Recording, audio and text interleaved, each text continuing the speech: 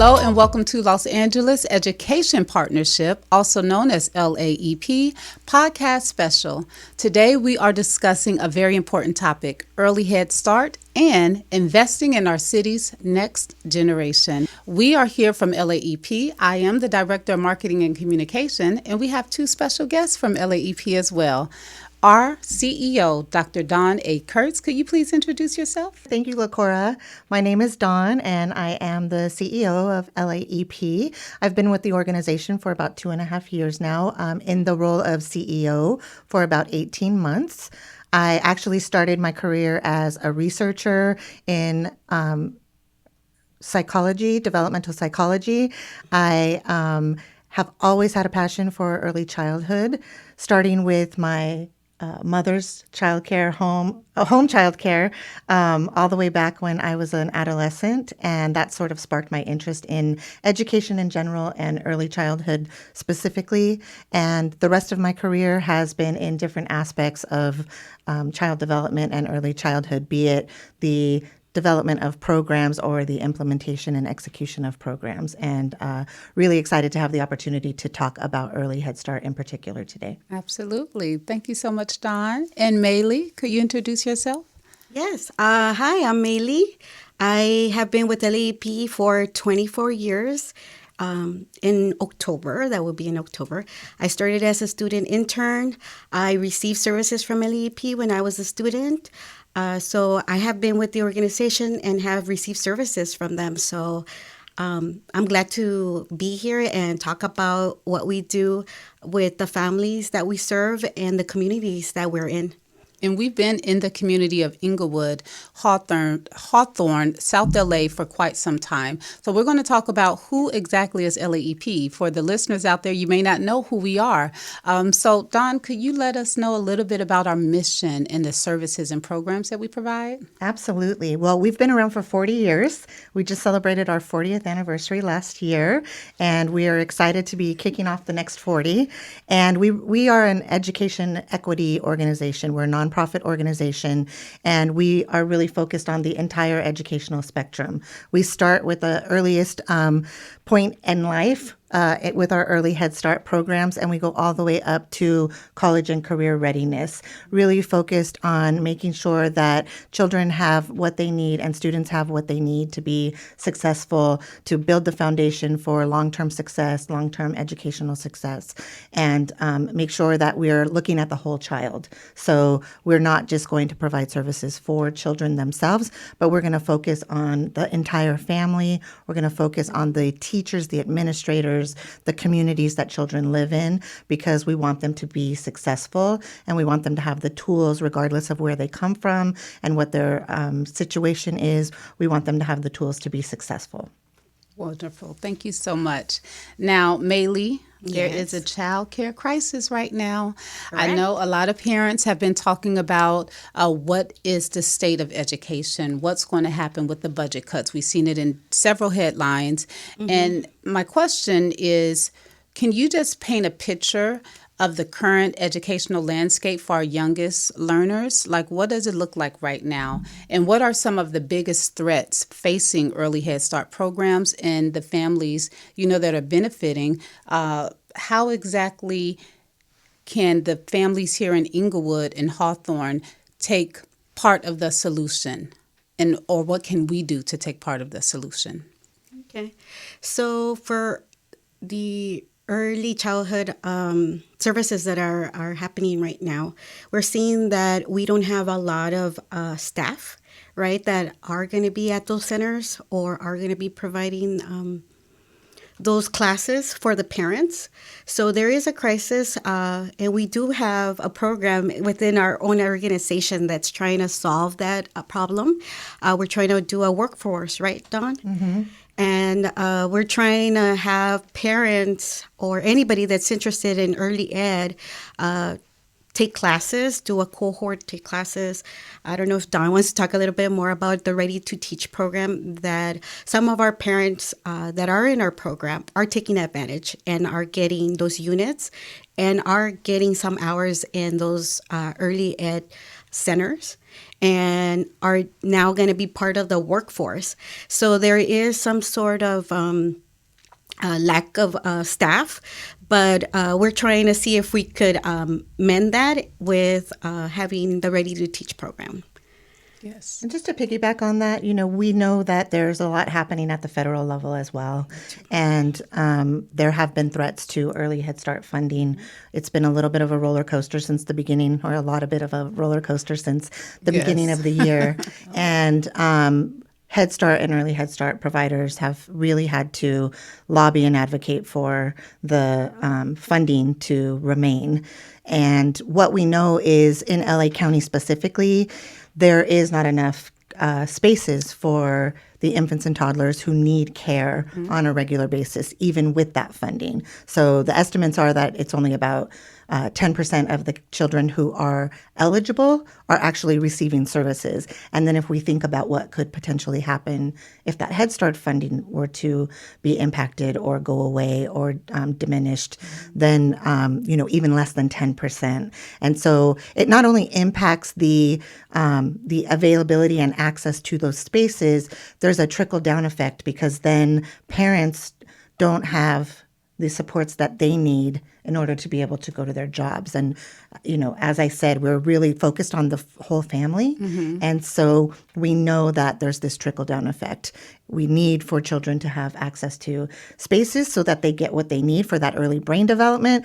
Parents also need those opportunities so that they can go to work and earn, the resources that they need to be able to take care of their families. So it really is a much bigger issue than people tend to think that it is. And we've also, I just want to chime in because we're actually kind of wonderful. We're a little nice secret here in Los Angeles. Yes. And one thing that we have done that I've noticed, because my background is in higher education, and I realized that the little ones, to our littlest, learners, that we, LAEP, we have services at no cost. We have Correct. a beautiful facility in the heart of Hawthorne that some people are not taking advantage of. And we want them to know that we exist. And if you are eligible, it's at no cost. So we're going to talk a little bit about that and the services that we provide. So actually, let's get to that question. Meyli, this is for you. So LAEP's Early Head Start program is making tangible differences. We just covered it just a little bit. Yeah. So can you tell us how this program provides critical solutions and how it helps close the equity gap that we just kind of touched on? Yeah. Like Don just mentioned, with having parents needing to go to work, right, and provide for their families, we at the center, we try to bring quality services to these kids, not only provide the education, right, so they could be ready to when they're going to preschool, right, but we also give them comprehensive services where we also give them like nutrition workshops if they want to attend those.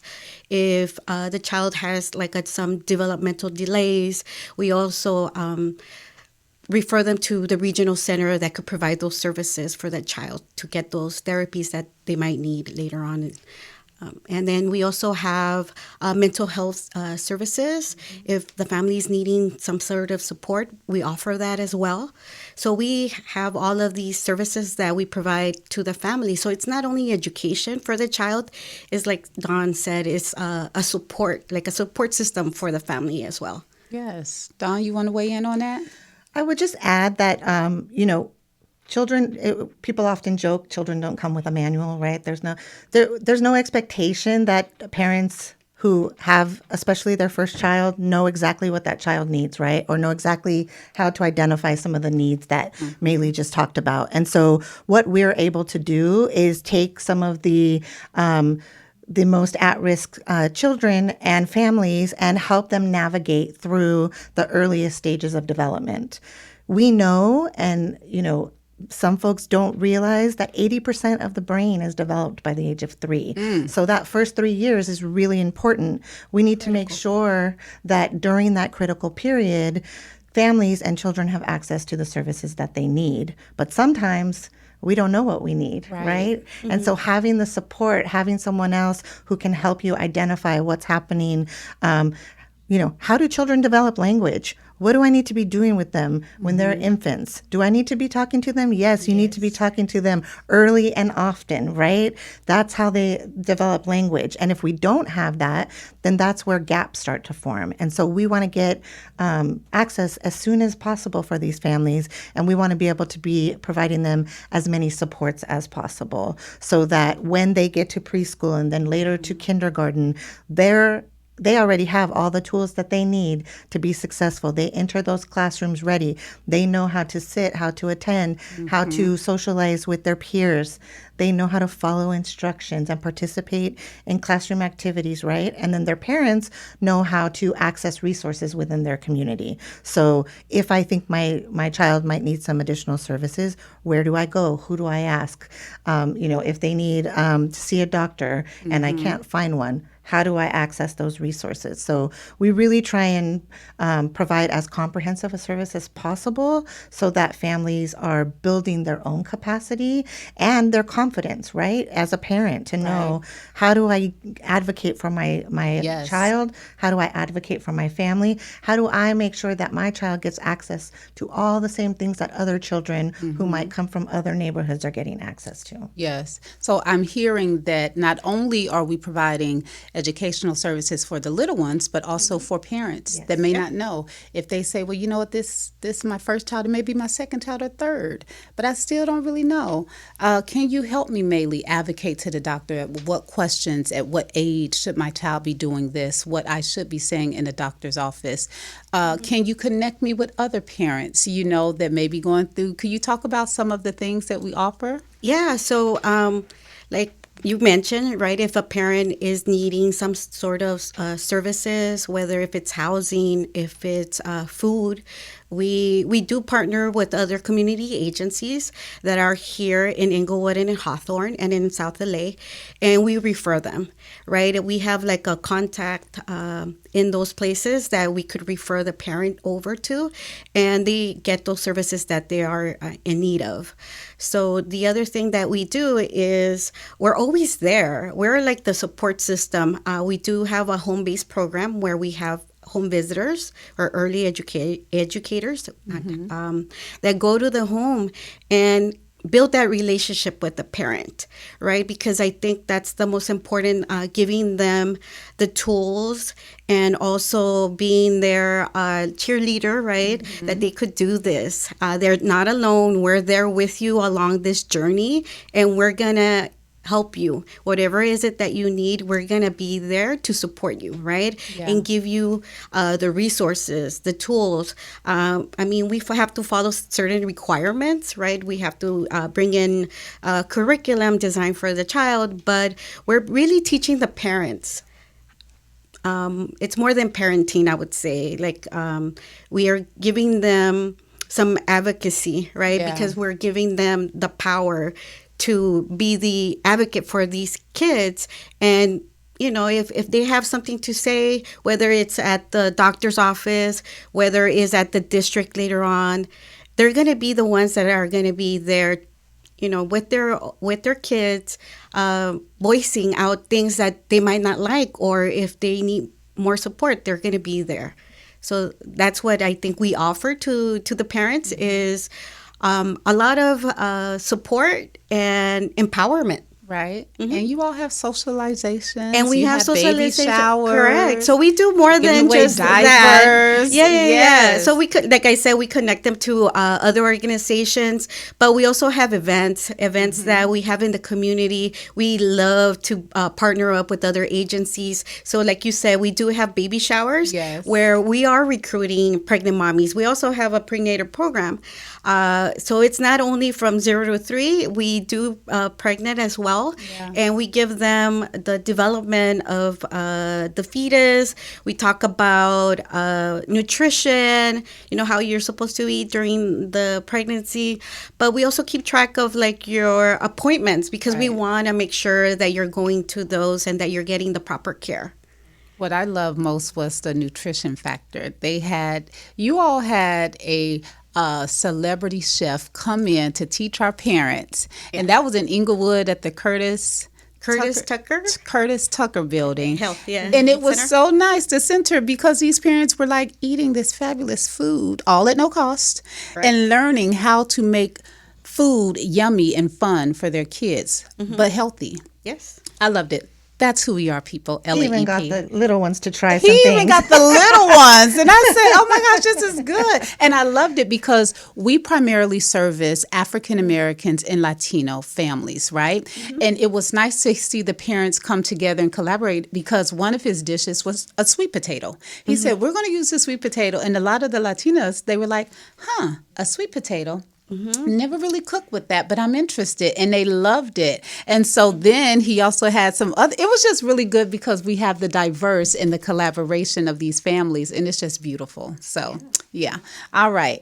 Now, one question regarding just the most exciting things right now is currently enrollment. Okay, it's back to school time, and I hear that there's a beautiful billboard in the heart of Hawthorne off the 105 that says LAEP now enrolling. Yes. So could you let the parents out there that may say, this sounds wonderful, I want to learn more about LAEP. I have a friend, a family member, myself, I need services at no cost. How can they enroll? Well, one thing is you can follow us at LAEP Community on Instagram. Yes, yes. The other thing is if you see our billboards, we do have one in Hawthorne, but we also have some billboards in the buses, Metro, right? Metro buses, Imperial Crenshaw Plaza. We have a virtual billboard there. So as well as inside of the buses, okay? Correct. So if you see LAEP, that's who we are, LAEP. And you could also find us at events. Yes. We're going to be at an event this Hispanic Saturday. Heritage, right in the heart of Inglewood. We'll be out there meeting new families. We'll be at the Taste of Soul. We encourage you to find us, LAEP. Our colors are blue and green. All right. Come visit us. Say hello. You know, meet our CEO. Meet Meyli. She's our interim director of early education and family engagement. So make sure you all introduce yourselves, all right? Find us or give us a call. Yes. Do we know the number?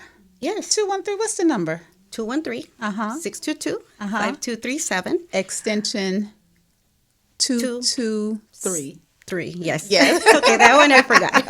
Right. So please make sure you all contact us. All right, so that's, Can I go say ahead. one more Yes, thing? Dawn, I just please. want to say, contact us, and if you have questions, ask questions. Yes. Yes. Because sometimes people are like, Meyli mentioned that we have a home-based program. Yes. Yes. Sometimes people are like, are you crazy? Oh my gosh. I don't We want have to you talk in my about home. that. Thank you for mentioning that, Dawn. Because, you know, it is very vulnerable to invite Yes. someone into your home. And so the team, you heard how long Meyli's been with the organization. Yes. There are many people on the team who have been with the organization for as long or almost as long as Meyli has, Yes. longer in some instances. They've been doing this a long time. They have a lot of experience. And most importantly, from my perspective, as with Meyli, they live in the community. Yes. So, yes. yes, it's a stranger. You do need to get to know them. You need to build that trust.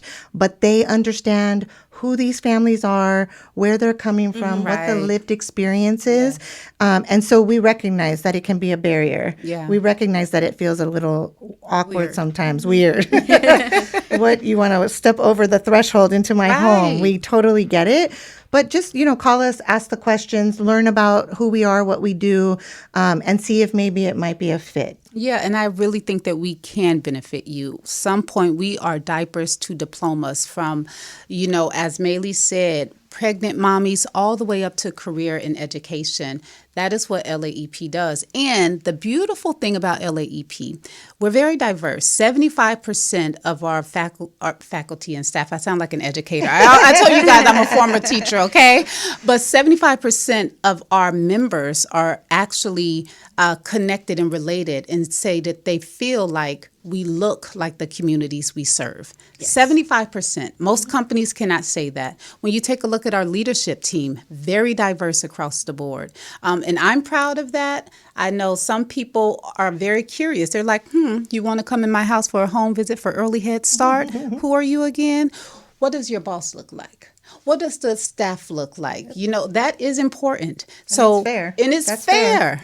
We cannot question you about that, but question us. Give us a call. Ask as many questions as you need. Give us a chance to get to your give home. us a chance. This is like at no cost if you're eligible, okay? Yes. So thank you for bringing that up. All right. Now, for our listeners who are inspired by this conversation and they want to get involved, we mentioned that they could contact us. You could also email us at info@laep.org. Again, that's info, INFO, at laep.org. I just have maybe one last question. Yeah. Because, yes, we want to connect with families. We want to enroll children for our programs. But there are also partnerships. We are known as Los Angeles Education Partnerships. Yeah.